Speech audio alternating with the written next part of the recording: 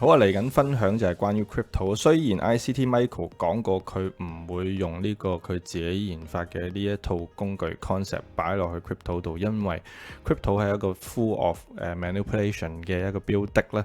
咁但係同樣我哋都嘗試下分享，不過我呢個分享嘅出發點唔係令到大家話揾到好多錢啊，或者賺大錢，而係即係純粹係我自己個人嘅解讀，從而有機會可以幫到人去 manage 或者係一個風險管理嘅一個題材嚟嘅啫。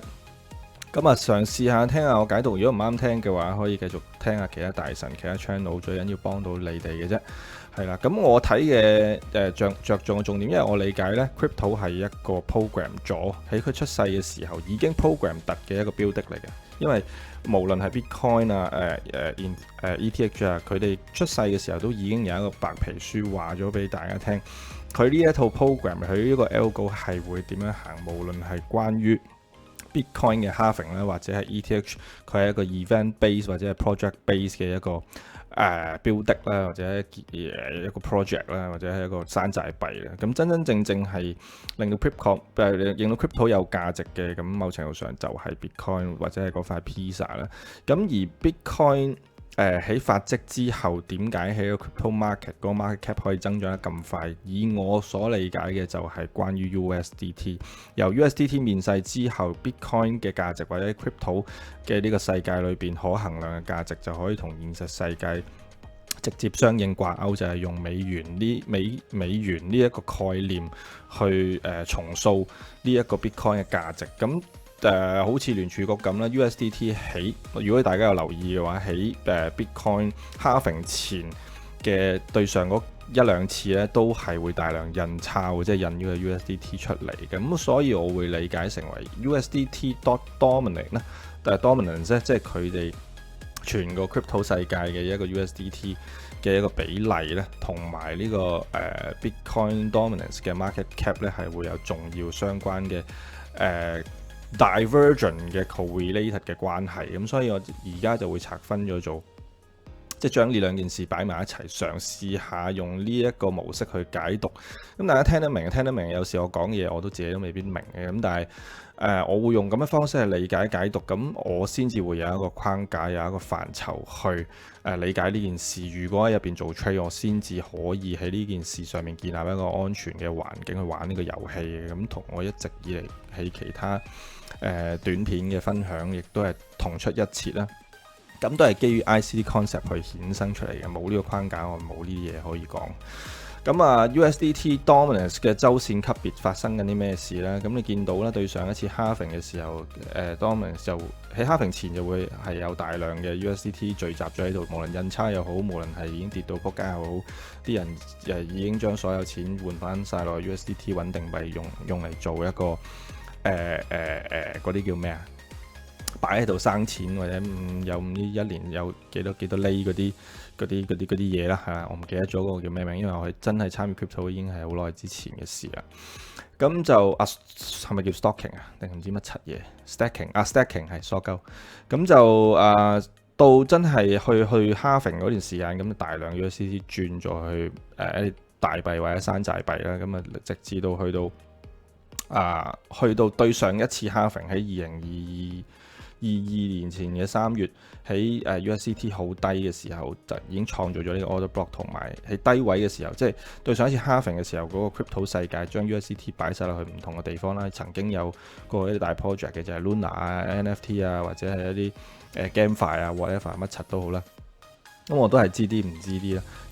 但係我睇到嗰個圖嘅就係喺 USDT 對上一次 halving 嘅時候，創造咗呢個 market structure shift， 創造呢個 breakout block， 創造咗呢個周線級別嘅 order block。咁而今次 halving 嘅時段呢，就係嚟到呢個 reject 翻對上一次創造出嚟嘅halving 之前嘅一個order block。咁落 halving 嘅當刻之後產生咗出嚟嘅 market structure 而入邊嘅 order block。咁而見到佢今次去到 Bitcoin 9萬幾嘅時候嚟到呢個底咧，去到10.05千嘅時候左右就去到呢個底啦。咁亦都創造咗個 market structure shift。而家喺一個USDT dominance 嘅一個曾經創造出嚟嘅 inverse value gap，咁又掠奪咗喺日線級別嘅就係呢一個equal low 嘅流動性，從而亦都係喺 order block 入邊嘅呢一個 sales liquidity 咧，咁係咪一個重要嘅 POI 啊？我會理解成為係嘅，因為日線同週線已經喺對上喺 halving 嗰段時間已經創造咗做咩 market structure shift 喎，咁我會理解成為呢一個會係一個重要嘅 POI。如果喺呢度有一個逆轉價格行為嘅話，咁 USDT 多啲咧就會再又有機會向翻上方進發，即係將某部分嘅crypto 其他嘅幣值轉做 USDT 啦，咁係邊啲嘢就主要最大嘅 market cap 咁梗係Bitcoin 啦，係咪？咁再去到 Bitcoin 啦，Bitcoin 嘅dominance 喺日線級別咧，就係曾經喺呢個未 halving 前啦，即係24年12月12號左右呢度有個 low 啦，咁一直都有啲錢將 USDT 或者其他嘅crypto 嘅資產繼續轉咗去 Bitcoin 啦，咁喺第一次大頂嘅時候，2月3號咧，曾經當年嗰段時間咧就飆升到一支大 wick， 咁啊做咗上方嘅流動性啦，所謂嘅咁一直之後嘅時間都係一直去rebalance 翻呢一支 wick， 甚至乎掠奪咗上方所有嘅流動性嘅，你就當係咁先啦。雖然佢係一個 dominance， 但係我嘗試下咁樣理解啊。咁跟住咧，而家就係喺一個BTC.D 嘅一個周線級別嘅 inverse fair gap， 咁呢啲區間全部都係對上一次喺 Bitcoin 未 halving 前啊program 突咗做咗一啲嘢出嚟，去剩翻去留低俾我哋去用呢個嘗試用呢個方式去參考嘅。咁嘅周線嘅級別嘅 inverse fair gap 啦，兼且就係喺日線級別最近嘅呢幾日嘅大頂咧，亦都突然調翻轉咧BTC 嘅 dominance 咧，就唔似個 Bitcoin 個幣價一直升，中間做咗2日好大嘅一個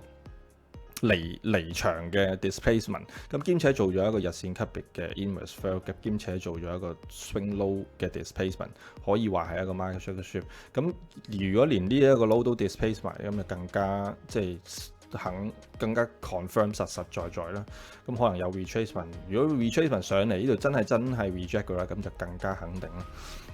咁就而家都係5月10號嘅時間，咁啊睇下之後如果有機會再同大家分享下呢兩件事，或者大家可以留意下自己睇。咁當然冇得走嘅，梗係睇下 Bitcoin 同 ETH。但係我就暫時睇唔出佢哋已經有一個 correlated 可以用 SMT 去解讀嘅事，但係點都嘗試下去理解先啦。咁 ETH 呢個 equal high 咧係未掠奪啊，咁就喺呢一支大嘅 order block 嗰度嘅 price action 就喺呢一個位置度行緊啦。咁 Bitcoin 同樣嘅時空價格嘅位置就係喺度啦，見到白色呢足兩邊啦有喐緊啦。咁就呢一個 equal high 咧 Bitcoin 就已經即係行咗，兼且就去翻而家 Bitcoin 係一個位置。咁當然如果咁樣理解，佢會係一個 SMT 啦。如果突然之間呢個 ETH 會有一個reversal model， 或者係即係有任何 reprice 有任何想market structure shift 或者係 whatever CISD whatever 咩都好啦，係啦，咁就呢度未發生嘅。咁但係Bitcoin 咧而家個價格就起對上一個大頂創造出嚟呢個 market structure shift 嘅行翻上嚟第一個 imbalance， 即係 daily 嘅 fair value gap 啦。咁如果喺呢一度真係 Bitcoin 有一啲特別嘅價格行為，甚至乎呢度係一個 order block 啦，亦都係 reject 緊啦，見到佢3日嘅時間。咁當然如果佢 continuation 繼續上，上面都有好多 high。咁但係某程度上喺配合翻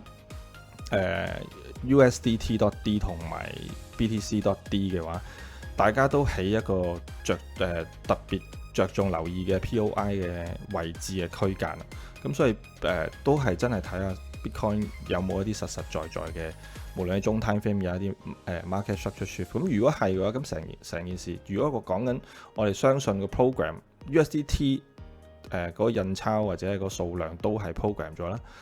喺盤古初開嘅時候 ，USDT 由恐龍開始，佢係冇任何嘅 market cap， 可能得0.1、0.01、0.5咁樣嘅。咁啊開始一直受市場嘅認可 ，whatever 增加嘅 market cap 或者用佢自己嘅 program 嘅方式，跟住大家如果係一個好久以前喺面世嘅時候，16年、15年嘅時候已經有參與嘅話，就會知道究竟 USDT 嗰個心路歷程係點樣樣啦。又話掛呢樣掛嗰樣，又話掛啲美元資產呢樣嗰樣啦，又話有會計師啊呢樣嗰樣。咁嗰陣時估計啊，又話係大陸嘅，咁原來係香港公司嚟嘅，咁啊又話係美國。總之好多故事啦。咁啊，無論 event driven 又好 ，program driven 又好，用 cap 去 driven 又好啊，咁啊由盤古初去到而家就越嚟越受，即係喺呢個 totally market cap 入邊就增長到最高，曾經去過 9.49%。咁去到 Bitcoin 咧 ，Bitcoin 又係由盤古初開嘅時候，就全部嘅錢都係喺 Bitcoin 度啦，因為嗰陣時就冇咁多其他山寨幣出現啦。咁啊，開始多其他選擇又好，乜都好，咁就個 market cap 就開始分散咗去其他地方，甚至乎佢越掘得多出嚟，跟住就去咗唔同嘅注滿咗去唔同嘅 USDT 又好，或者係去槓桿咗其他 crypto， 由一啲 crypto 嘅價值由甚至乎0.0001去到1蚊，咁其實某程度上理應都係喺一啲嘢嗰度令到嗰件事係會有價值。咁所以嚟嚟去去都係點解呢兩樣嘢咁有實在嘅關係，或者係一個divergent 嘅 correlated 嘅關係，其實就係咁咯。一個就係由零去到越嚟越多，跟住一個就係由越嚟越多去到分散咗去其他地方，甚至乎而家即係有一啲大嘅 market cap 喺coin market cap 或者係其他嘅網者都會睇到，究竟佢哋兩件事係點解係越嚟越有價值，但係一個係會越嚟越多，一個係會越嚟越少。咁就去到呢一度，即只不過呢一個所謂嘅解讀，或者即係唔係證明啲乜嘢，或者係真係神仙有一個新嘅解讀方式，只係即係嘗試下用 IC 嘅角度去同大家去解讀一下 crypto 呢個世界究竟玩緊啲乜嘢。咁所以即係基於所有嘅解讀又好，睇法又好，就最重要嘅都係喺呢個市場上邊度保留到自己嘅彈藥，去用一個安全嘅框架或者範疇去玩呢個遊戲。咁啊，大家繼續加油，be safe。